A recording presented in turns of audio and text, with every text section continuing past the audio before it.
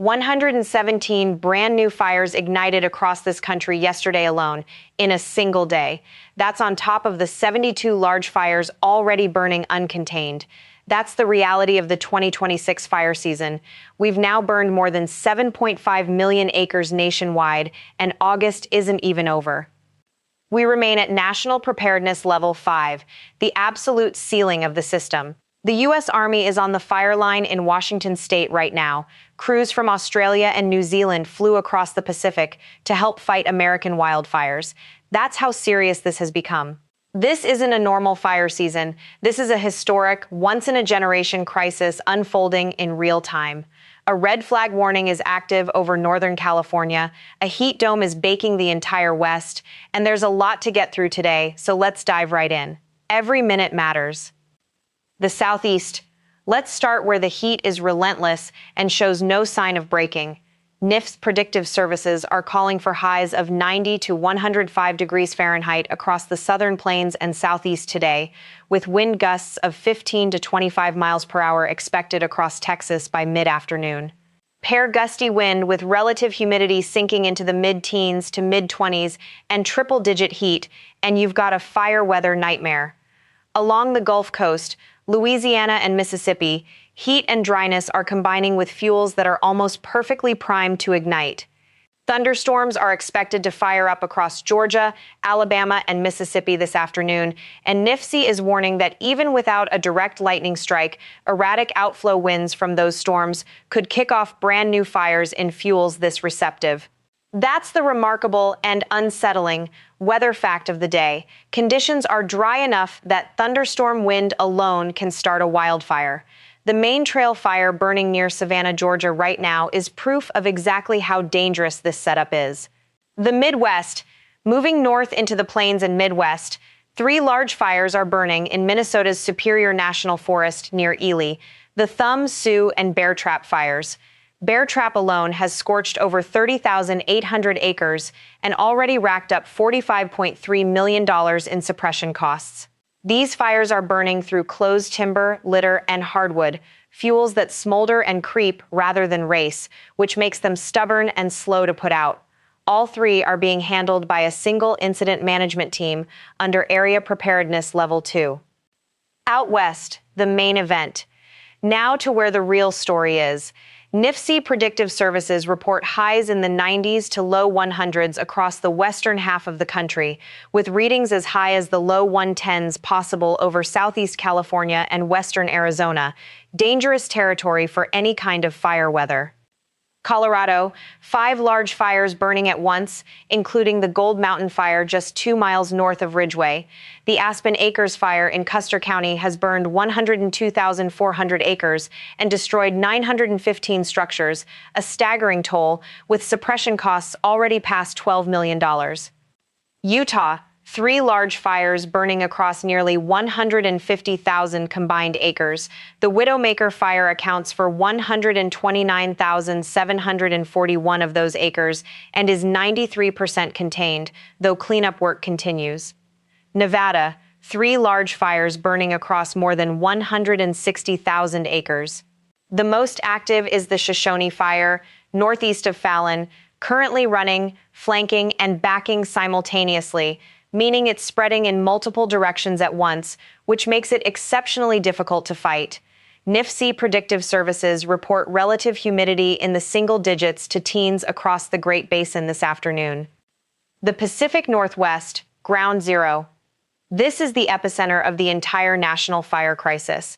46 large fires are burning across the Northwest geographic area alone, covering more than 2.5 million acres, the reason PL5 exists right now. Interior relative humidity is dropping into the single digits and teens. 30 miles northwest of Leavenworth, Washington, the Little Giant Fire has burned 137,593 acres and is only 12% contained. 12%. It has already destroyed 26 structures, with more threatened. The situation is serious enough that 240 soldiers from the 1st Battalion, 23rd Infantry Regiment, 7th Infantry Division are actively engaged on the fire line, confirmed in the official incident report. The U.S. Army is fighting a wildfire on American soil. 6 miles east of Snoqualmie Pass, the Three Queens Fire is showing active group torching, threatening numerous homes, with evacuations already underway in surrounding communities. Down in Oregon, the Grasshopper Fire, 14 miles southwest of Dufour, has burned 92,480 acres and sits at 66% containment as of this morning's report. But it's not finished, still showing flanking behavior and group torching. It's destroyed 35 structures and cost $73.3 million to fight so far. 25 miles southeast of Estacada, the Austin and Narrows fires are both burning simultaneously in Mount Hood National Forest, both at 0% containment, and both confirmed human-caused, with investigations ongoing.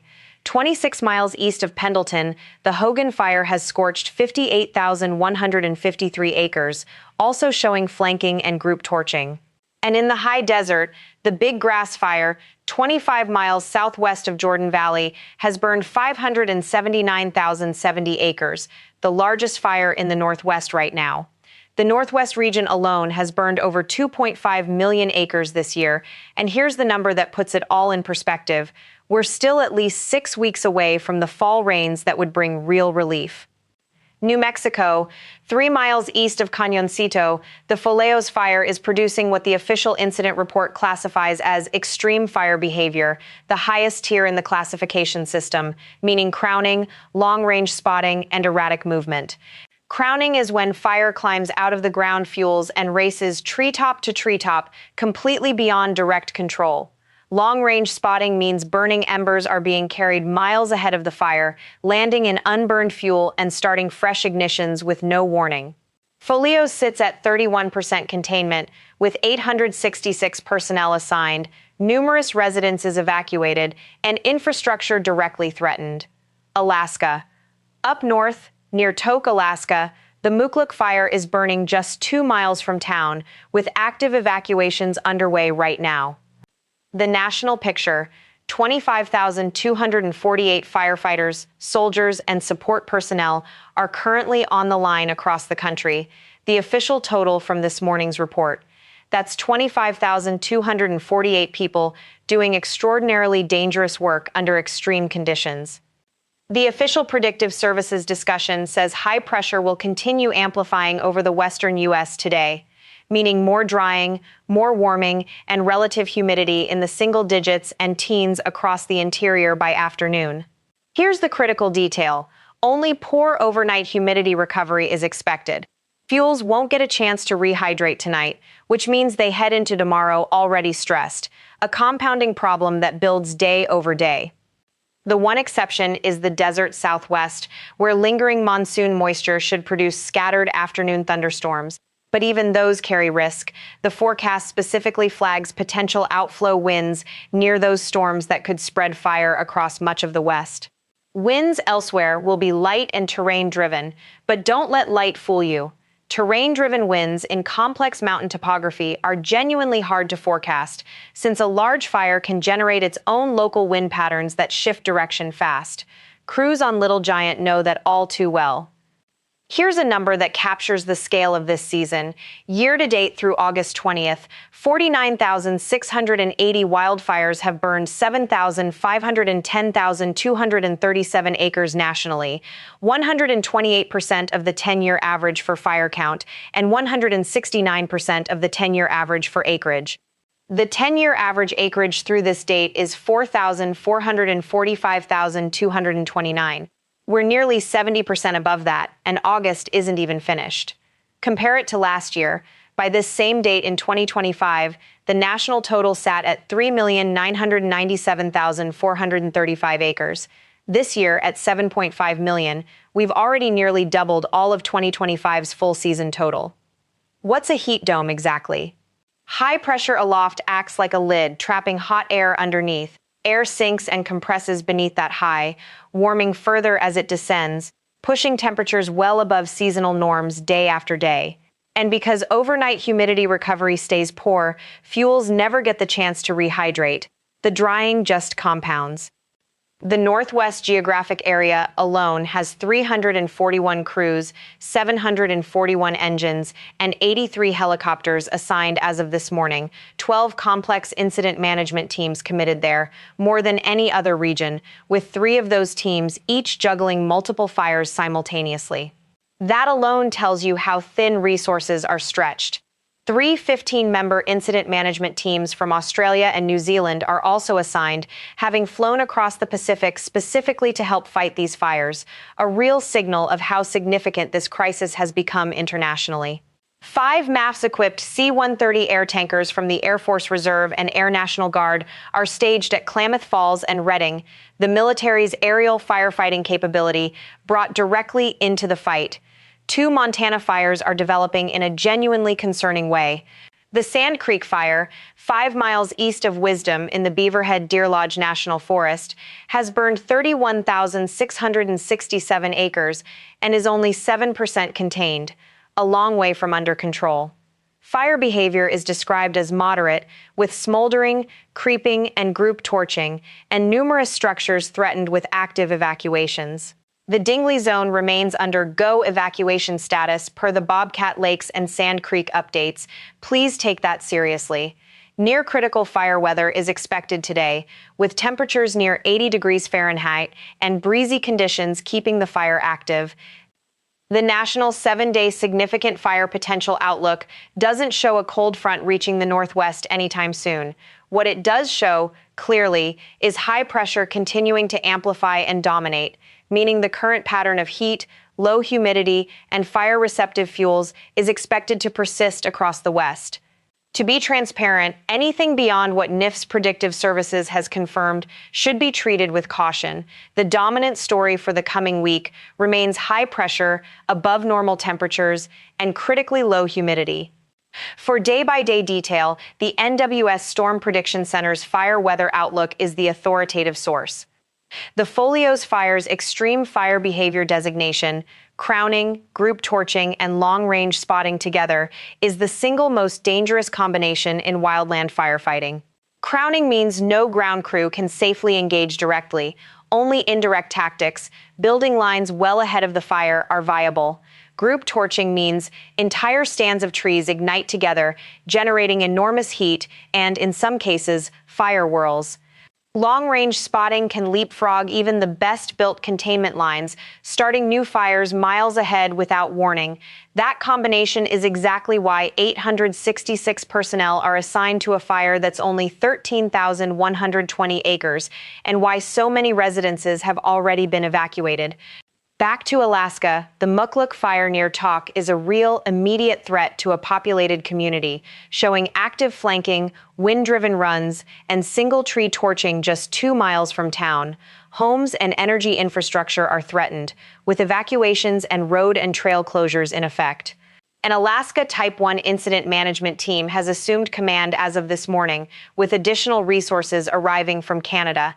Slightly better news: cooler, more favorable conditions are expected in Alaska later this week. Nationally, resources committed right now stand at 1,323 engines, 172 helicopters, and 25,248 total personnel, official figures. Reaching those numbers, including active duty soldiers and international crews, reflects a genuine national emergency. Personnel actually dropped by 1,642 from yesterday, not because conditions improved, but because crews are being rotated in and out. One note on sourcing: every fire statistic in this video, acreage, containment, structures, personnel, costs, comes directly from the NIF's incident report dated August 20th, 2026, and every weather detail comes from the predictive services discussion in that same report, published at 7:30 a.m. Mountain Time. For the latest fire weather, check the NWS Storm Prediction Center's daily outlook at spc.noaa.gov. For evacuation orders and live incident status, IncWeb has real-time updates straight from personnel on each fire. This situation is moving fast. The incident report publishes every morning at 7:30 a.m. Mountain Time and will bring you the latest every day. If you live near any of these fires, follow official evacuation orders, register for your county's emergency notification system, and keep your go bag ready. Please don't call 911 to ask whether you should evacuate. Dispatchers are handling life and death calls and need those lines open. Your county emergency management website is the only authoritative source for evacuation levels in your area. We'll be back tomorrow morning with a full update, tracking any changes from the next incident report and the latest NWS fire weather outlook. Hit like, subscribe, and turn on notifications so you don't miss a single update this week. This fire season is far from over. 25,248 people are out there right now doing extraordinary work. See you in the next one. Stay safe out there. And to everyone on the fire line tonight, thank you for what you do.